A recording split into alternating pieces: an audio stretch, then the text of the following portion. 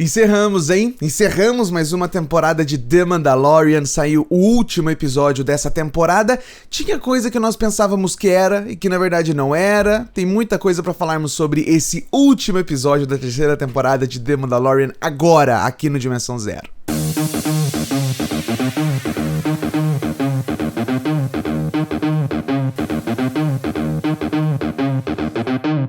Muito bem, senhoras e senhores, sejam muito bem-vindos à Dimensão Zero. Bora falar sobre o último episódio da terceira temporada de The Mandalorian, mas antes, eu já peço aqui o seu like nesse vídeo e também a sua inscrição aqui no Dimensão Zero. Isso não vai te custar absolutamente nada, mas me ajuda muito, muito mesmo a continuar esse trabalho por aqui. Então, tô esperando o seu like e também a sua inscrição. Comentários daqui a pouco. Vamos conversar primeiro sobre esse episódio. Bom, nós continuamos então a história que nós vimos no episódio anterior, que é aquela emboscada ao grupo mandaloriano lá em Mandalor. As tropas imperiais já estavam lá, o Moff Gideon também já estava lá, e nós temos pela primeira vez nessa temporada o episódio que continua, né? Normalmente nessa temporada nós tínhamos aquela história principal acontecendo, mas os episódios eram isolados entre si com suas aventuras. Nesse daqui é uma continuação direta, faz todo sentido, porque nós tivemos o ápice da temporada no último episódio. Vamos lembrar que Din Djarin foi capturado pelas tropas imperiais e cabe a Grogu, nesse episódio,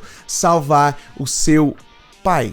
Por enquanto ainda entre aspas, né? Falaremos sobre isso daqui a pouquinho. Então, o nosso Grogu assume o papel de guerreiro. Ele não é mais uma criança, ele não é mais um protegido. Ele é sim parte primordial de Din Djarin, exatamente como Din Djarin é parte primordial dele. E essa guerra imperial entre os Mandalorianos e os Stormtroopers com Moff Gideon continua durante todo o episódio. Tem várias cenas lindas dessa guerra, mas é incrível que Stormtrooper pode ter tudo, né? Pode ter até a armadura de Beskar, que continua sendo Stormtrooper. Ele é colocado ali pra morrer, né? Basicamente. E durante toda essa guerra, durante toda essa batalha que acontece ali, nós vemos, por mais que o episódio tenha muita ação, nós conseguimos conhecer um pouco mais sobre Mandalor. Nós vemos no meio de toda a ação as belezas de Mandalor e como ela sobreviveu sempre ao purgo,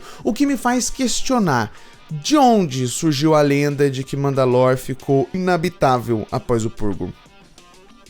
Tem porquê, né? Lembra que esse era um dos nossos questionamentos até a própria Armeira? Então, até por enquanto esse episódio, na verdade, não nos deu nada sobre o lado dúbio dela, né? E nem de Bo-Katan. Então, as duas parecem ter mesmo a sua motivação, muito do que nós vimos. São boas. Por enquanto, eu ainda tenho meu pé atrás. Como eu disse, é um episódio que para muito a ação, para nos mostrar coisas muito bonitas, mas ao mesmo tempo, como eu disse, é um episódio cheio de ação. E nós temos ali quando as tropas mandalorianas, né, quando o Axei chega a nave onde estão os Mandalorianos, aquele grupo que ficou no céu, que ficou no ar, que ficou em órbita, enquanto o Bo-Katan fazia o reconhecimento, todos eles vão até Mandalor, e aí sim nós temos uma grande batalha, uma grande guerra acontecendo ali, muito bonita, viu? Muito bonita mesmo. É uma guerra no ar entre os Stormtroopers e os Mandalorianos. Muito legal, muita ação, é bem legal mesmo, assim, eu gostei muito dessa estética, dessa guerra que acontece no ar, tá muito bonita. Só que ao mesmo tempo que essa guerra tá acontecendo, o Din Djarin com o Grogu, eles estão tentando fugir, tentando encontrar, na verdade, Moff Gideon dentro da base imperial, dentro de Mandalor, né? E aí nós temos um momento muito interessante que nós conhecemos a motivação de Moff Gideon. Moff Gideon estava fazendo seus estudos ali com os clones. Na verdade, o Dr. Persh estava fazendo esses estudos porque ele queria não só criar clones dele, mas que esses clones tivessem a força. Ele estava isolando a força para esses clones terem a força dentro de si e aí sim dominarem. Imagina um exército de Moff Gideons com a força. Sacou o que ele queria fazer? E eu vou falar um negócio pra você. Se essa motivação tivesse sido colocada uns 2 episódios atrás e nós tivéssemos visto um pouquinho que seja, um relance dessa tropa, desses clones em ação, eu acho que a motivação de Moff Gideon seria mais concreta. Ele falando no último episódio sobre essa motivação acaba se tornando muito superficial, muito estranha, entendeu? Isso foi algo que não me agradou no episódio. A motivação de Moff Gideon ser colocada só agora, no último episódio. Sendo que, teoricamente, Moff Gideon tem um fim nesse episódio, né? Finalmente, Moff Gideon morre nesse episódio, o que eu duvido muito, porque temos que lembrar que Moff Gideon tá morrendo há 3 temporadas, hein? Tem 3 temporadas que tá morrendo, não será na 3ª temporada que esse cara vai, então eu acho que nós podemos esperar que esse continuará sendo o grande vilão da série. O Moff Gideon será o grande vilão da série na 4ª temporada, caso ela venha a acontecer. Eu aposto aqui 2 coisas. Primeiro, se houver 4ª temporada, será a última temporada de Mandaloriano, e que não faz sentido nós termos um vilão diferente depois de 3 temporadas com o mesmo vilão. Eu acho que o que nós podemos ter é o fim, realmente, de Moff Gideon numa 4ª temporada. Então nós temos, antes da morte de Moff Gideon, a luta entre ele, Grogu, Din Djarin e Bo-Katan ali, e nessa luta o sabre negro é quebrado.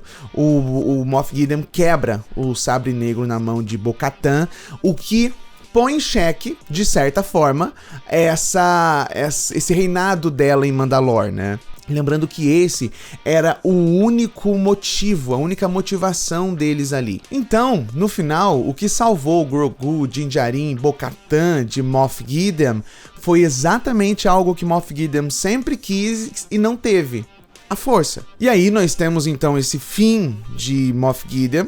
Como eu disse, duvido um pouco de que isso realmente aconteceu, e nós temos todo aquele momento de preparar o campo para a próxima temporada e pegar algumas pontas soltas, por mais que várias ficaram abertas. E aqui eu tô dizendo o seguinte: nas Águas Vivas de Mandalore, o Din Djarin finalmente aceita, pede que Grogu seja o seu filho. Depois de 3 temporadas, nós temos finalmente, agora oficialmente, Din Djarin e Grogu com um laço paterno. E nós temos Din Djarin, um caçador de recompensas que agora tem filho, tem casa própria em Nevarro e até carro na garagem, senhoras e senhores. Já em Mandalore, Bo-Katan começa o seu reinado mandaloriano e o episódio acaba sem cena pós-crédito, sem nada do tipo.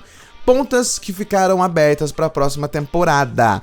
Nós vemos um relance do mitossauro lá nas Águas Vivas. Ele acorda quando o Grogu está ali em cima das águas e tudo mais, se tornando filho de Din Djarin. Nós vemos um relance dele. Mitossauro pode ser muito importante, porque se o sabre negro foi quebrado, o mitossauro é a única peça que dá poder a Bo-Katan, né, com toda a lenda. Segundo ponto, por mais que seja citado, nós não vemos nesse episódio o Dr. Pershing e nem a Elian Kane, que são peças importantes, se formos pensar bem, pro Império, né? Por mais que Moff Gideon tenha morrido nesse episódio, nessa temporada, nós temos ainda infiltrados do Império dentro da Nova República. Essa ponta também ficou solta. Eu acredito que seja isso, por enquanto, as 2 motivações para a próxima temporada, né? Essa questão do Império ter invadido a Nova República, se infiltrado na Nova República, e como Bo-Katan levará o seu reinado,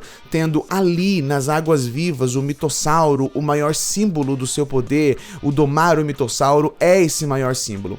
Tem coisa pra 4ª temporada, viu? Tem coisa pra 4ª temporada. Eu gosto de Mandaloriano, eu gosto de como esse universo cresce cada vez mais, e eu tô muito ansioso por uma nova temporada. E você? Você que tá aí, o que você achou desse episódio? Você curtiu? Você assistiu? O que você espera? Conta pra mim aqui nos comentários. E mais uma vez, posso te fazer um pedido? Curta esse vídeo, se inscreva aqui no Dimensão Zero, não te custa nada, mas me ajuda muito, viu? Em breve estamos de volta por aqui. Tchau, tchau.